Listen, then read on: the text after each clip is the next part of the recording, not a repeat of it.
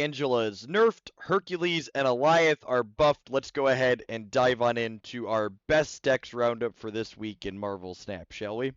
My first Jeff's pick this week features not only the freshly buffed Hercules, but also Miles Morales as well in a bounce move mixture.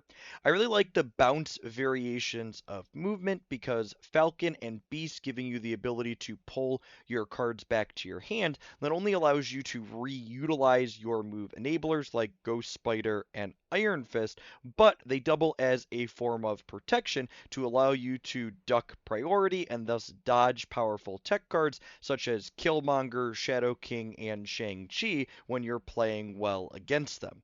As expected, Hercules feels a lot more powerful and easy to fit into the curve at 3 energy versus 4. A very common setup with him is after playing him out on turn 3, you can follow up with Vulture plus Iron Fist and Ghost Spider, or even Dagger alongside Iron Fist and Ghost Spider to knock her all around the board, making her absolutely huge.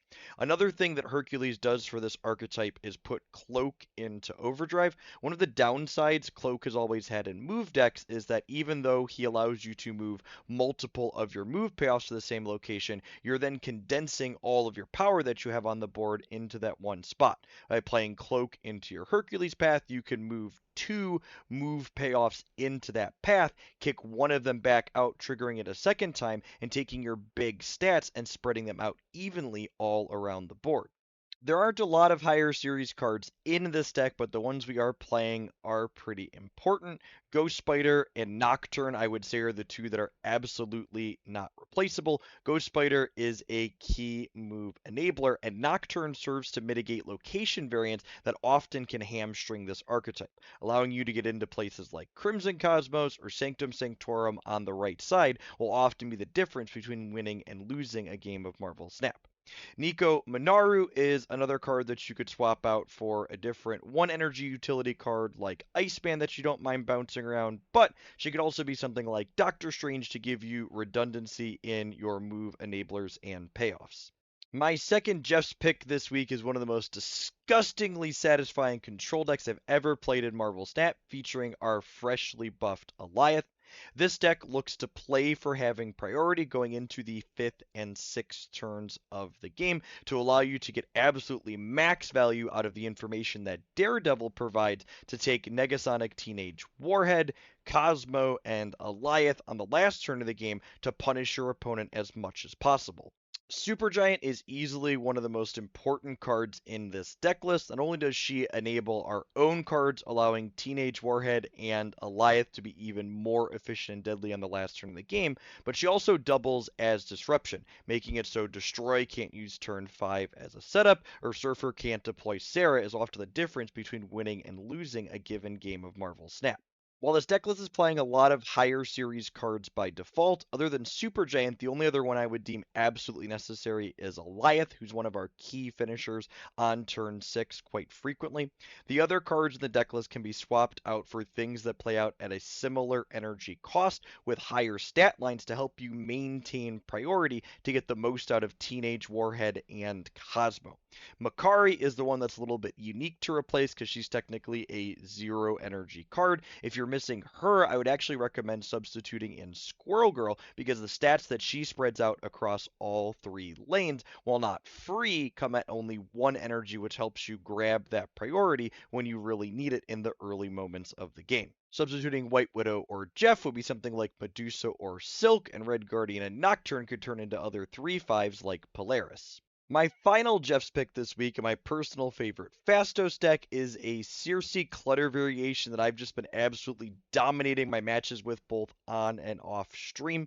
This deck list is especially brutal, letting you copy things like Debris and Black Widow with not only Absorbing Man but Grandmaster as well, and then clogging your opponent in another lane with Dr. Octopus to often completely lock them out of spaces that they can play to by the 6th turn of the game, letting you leverage Limbo for magic as a completely one-sided affair. Circe as well as Mockingbird act as our primary stat stick / finishers once we've locked our opponent out of meaningful plays, with Shang-Chi lurking as well to chop down any large things to size that Dr. Octopus might have dragged out onto the board. The must-have higher series cards this deck, in my opinion, are Grandmaster, White Widow, as well as Mockingbird, as they all fill kind of unique roles that there aren't clean replacements for. Circe can be substituted out for another large finisher, such as Cannonball or even Magneto slash Red Hulk. Phastos and Jeff are just kind of good on-rate cards that we can play early, so you could substitute for them for other 2 and 3 energy cards, such as Polaris or Mojo. Speaking of Polaris and Cannonball, moving on to our high potential deck list this week, we have this Cannonball Clutter variation featuring a minor movement package for Dagger to be an absolutely massive stat stick at the end of the game. Is putting up promising results in a small sample size so far. Dagger is a pretty elegant slash natural inclusion with these clutter tools. When paired with Ghost Spider or Ironfish, she can essentially be a 3/14 that you play out on the last turn of the game into an opposing full path. It's worth noting that while Dagger's the only strict movement payoff in this deck, Iron Fist and Ghost Spider can also have good utility with Dr. Octopus. When he bites off more than he can chew, you can pull him out to a different path, letting you leverage the 10 power that he provides somewhere else. The must-have higher series cards for this deck, in my opinion, are Ghost Spider as well as White Widow, serving unique roles, while Cannonball could easily be substituted out for something like Shang-Chi, and Red Hulk's place can be taken by another big 6-drop such as Magneto.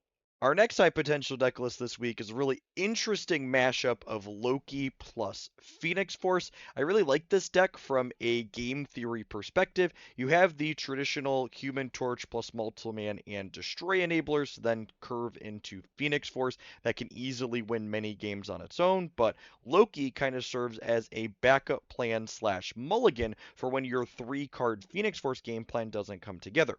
It even mixes in a handful of make your hand larger enablers such as Snow Guard and Agent Coulson that can give you utility when nothing comes together, but also make it so you're Lokiing for larger quantities of cards. As far as higher series cards go, Loki and Phoenix Force are obviously not replaceable here. Ghost Spider substitutes out cleanly for another move enabler such as Doctor Strange. Alioth can be a different tech card such as Shang-Chi to chop your opponents down to size, and Nico Minaru and Snowguard can be replaced with other cheap cards that keep your hand full for Loki, such as Agent 13 or Maria Hill. Our last high potential deck list this week is a really phenomenal mashup of Mr. Negative and Destroy.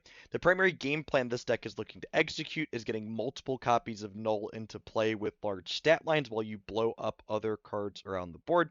The primary way we do this is playing Null into an open path on turn 5 or 6, and then using Arnim Zola to create duplicates while also doubling its power on that turn or the next. A backup plan is Mystique copying your ongoing cards, and Jane Foster, the Mighty Thor, kind of ties the whole room together, drawing all of these powerful 0 power cards out of our deck after we've inverted their power and energy costs with Mr. Negative. Our required higher series cards here are definitely X-23 and Ravonna Renslayer, who allow us to accelerate not only into Mr. Negative, but also the deck's primary stat stick in Null. And naturally, because Null is our primary stat stick, he is also not optional. Nico Minaru is just a good utility card here, so you can replace her with another card that synergizes with either Mr. Negative or the Destroy package that you're looking to leverage. Moving along to our most popular category per the metrics on Untap.gg post OTA, it's no surprise that decks featuring cards with the weekend missions in mind are the ones that are seeing the highest play rates. We kick things off with Silver Surfer featuring Phastos and Sebastian Shaw to allow you to get 2 of the 3 of those out of the way at once. While this deck is no doubt popular because of its ability to lean into the weekend missions, it's also worth noting that its performance metrics are very solid, and it is a contender alongside the higher performing decks we're going to be talking about here momentarily as well. As far as higher series cards go, I would go so far as to say that Hope Summers is actually the only must-have Series 5 3-drop for Silver Surfer. She serves the very important role of enabling you to play Silver Surfer and Absorbing Man together on turn 7 when you don't have Sarah, so she definitely increases the power level of this deck a good deal. If you're missing things like Phastos, Red Guardian, Sebastian Shaw, or Gladiator, you can substitute them out for other 3 energy cards that you like that are a mixture of disruptive or having higher stat lines. The other deck in our most popular category this week is unsurprisingly Gilgamesh Zoo, since he's on the weekend missions as well. The most popular build that also happens to be the top performing for the Zoo archetype features Phastos. I don't think it's a mistake that this build is performing better than a lot of the others, because specifically it's choosing to play a purely proactive game plan as opposed to leveraging reactive cards like Shadow King and Rogue that are often awkward to fit into your curve.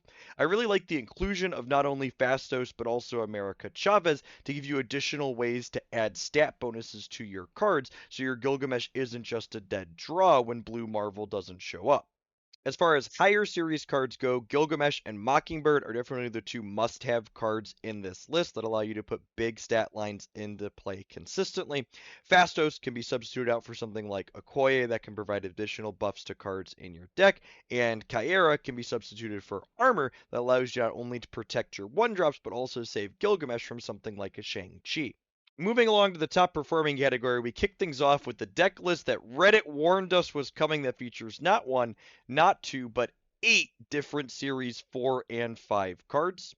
This deck list leverages the Kitty Thena Angela package, which hopefully puts to rest the idea that Angela would no longer be playable after her recent adjustment to a 2/3, alongside some of the most efficient stats Marvel Snap has to offer right now in Mockingbird, Sasquatch, and Sage.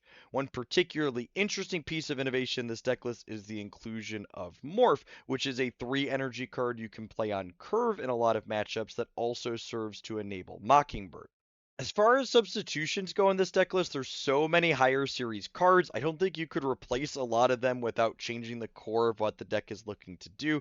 Jeff the Baby Landshark is probably the most replaceable of the bunch, easily substituted for Nightcrawler, while the rest don't really have clean replacements that'll let this deck continue to operate at the same power level. Our next top performer per Untapped metrics is the Wong Namora combo deck. This deck list feels like the format's silent killer since Namora released. It's consistently been one of the best decks in the game while maintaining an incredibly low play rate, just not getting picked up by gamers for whatever reason. The must-have higher series cards in this deck list are its namesake in Namora, Ravona for key cost reduction, and our 2 movers in Jeff and Nocturne that allow us to reposition Namora's bonus around the board after we pump them up. Sage can easily be substituted for something like Wolfsbane. That's another cheap card that Ravona discounts that also scales on Wong and with Odin. And Iron Lad can be substituted out for another mover such as Captain Marvel or a utility answer card such as Rogue. Our third top performer this week is just the classic Blink Hella deck that's been around for a little bit now. OTA a couple weeks back, just a couple points of power off everything that Hella's reanimating, but she's still trucking along as RNG heavy as ever. Finally, we wrap things up with a high evolutionary variation featuring our latest card release in Phastos. If I'm being honest, I'm a little skeptical that this deck list is going to keep up its metrics as its sample size grows, but in a few hundred games logged after the latest OTA, it has a really powerful performance. I haven't had a chance to play it myself yet, but I would be curious to know from all of you at home what your experiences with it has been if you've had a chance to play it yourself. All in all, I've been continuing to absolutely love Marvel Snap's current metagame since they redesigned Professor X and nerfed Hella. The game's been in its best state it's ever been, in my opinion. While the deck lists in this video here have either anecdotally or statistically proven to be very reasonable, it's worth noting that none of their performance metrics currently appear to be outliers, both by the untapped metrics and my own personal experience playing with and against them. As always, I'd love to hear what decks you've been finding success with in the comments down below. And as always, if you enjoyed my roundup, be sure to smash that like button and make sure you're subscribed to the channel so you don't miss any of my excellent Marvel Snap breakdowns here several times per week.